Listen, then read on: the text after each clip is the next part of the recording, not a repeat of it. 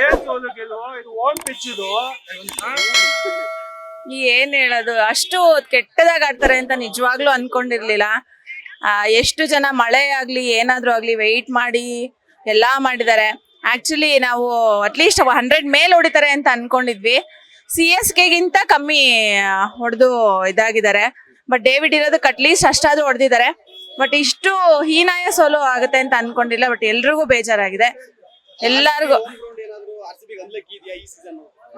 ಏನು ಹೇಳಕ್ ಆಗ್ತಾ ಇಲ್ಲ ಸರ್, ಏನು ಅನಲೈಸೇ ಮಾಡಕ್ ಆಗ್ತಾ ಇಲ್ಲ. ಬಟ್ ಎಲ್ಲಾ ಮ್ಯಾಚು ಹಿಂಗೆ ಆಡ್ತಿದ್ದಾರೆ. ಅಟ್ಲೀಸ್ಟ್ ಲಾಸ್ಟ್ ಮ್ಯಾಚ್ ಸ್ವಲ್ಪ ಜಾಸ್ತಿ ಅಂದ್ರೂ ಹೊಡೆದಿದ್ರು. ಈ ಸಲ ಅಂತೂ ಯಾರು 1, 2, 3, 4 ಆ ತರ ಔಟ್ ಆಗ್ತಾ ಇದಾರೆ. ಈ ತರ ಪ್ರೊಫೆಷನಲ್ ಕ್ರಿಕೆಟರ್ಸ್ ನೀವೇ ಆಡಿದ್ರೆ ಹೆಂಗೆ? ಇಷ್ಟು ಜನ ಬರ್ತೀವಿ ಪ್ರತಿ ಸಲ, ಅವ್ರ ಟೈಮು ಎಲ್ಲದನ್ನು ಕೊಟ್ಟು ಬರ್ತೀವಿ. ಅಟ್ಲೀಸ್ಟ್ ಆ ಪ್ರೀತಿಗೋಸ್ಕರನಾದ್ರೂ ನೀವು ಆಡ್ಲೇಬೇಕು. ಹೋಮ್ ಪಿಚ್ ಅಲ್ಲಿ ಒಂದ್ಸರಿ ಆದ್ರೂ ಗೆಲ್ಬೇಕು ಅಷ್ಟೇ. No comments. ಬೇಜಾರಾಗತ್ತೆ ಪ್ರತಿ ಸತಿ ಸೋಲ್ತಾ ಇದ್ರೆ ಬೇಜಾರ್ ಅನ್ಸ್ತಾ ಇರತ್ತೆ. ಯಾಕೆಂದ್ರೆ 18 ವರ್ಷದಿಂದ ಫ್ಯಾನ್ಸ್ ವೆಯ್ಟ್ ಮಾಡ್ತಾ ಇರೋದು. ಈ ವರ್ಷನೂ ಕೂಡ ಹೋಮ್ ಟೌನ್ ಅಲ್ಲಿ ಸತತವಾಗಿ 3ನೇ ಮ್ಯಾಚ್ 4ನೇ ಮ್ಯಾಚ್ ಸೋಲ್ತಾ ಇರೋದು ಇವರು. ಮಳೆ ಬಂತು, ನೀವೇ ನೋಡಿದ್ರಿ. ಆದ್ರೂ ಜನ ಎದ್ದೋಗ್ದಾಗಿರ ವೆಯ್ಟ್ ಮಾಡಿದ್ರು. ಬಟ್ ಇಟ್ಸ್ ಹರ್ಟ್ಸ್ ಅಷ್ಟೇ. ಬಟ್ ನೆಕ್ಸ್ಟ್ ಚೆನ್ನಾಗಿ ಆಡ್ಲಿ ಅಷ್ಟೇ.